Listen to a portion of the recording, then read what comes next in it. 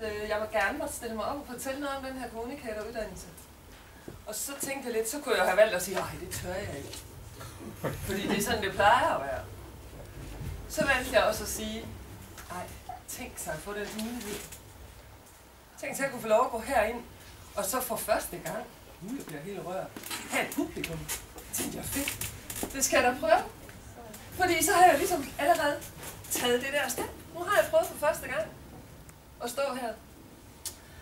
Og grunden til, at jeg gør det, det er fordi, jeg har en drøm og en mission om at komme ud og formidle på flere forskellige niveauer. Jeg har en drøm om, at jeg gerne vil stå her i de her lokaler engang og undervise.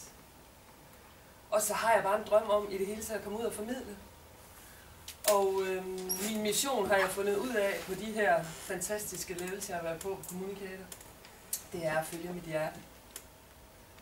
Og komme ud og formidle og være den, jeg er fra hjertet og vise vejen til, at det er muligt. Så jeg føler helt vildt, at jeg er meget på vej, og altså, jeg troede ikke, jeg kunne stå her med den her ro. Så det synes jeg bare er super, super fantastisk. Tak. Tak.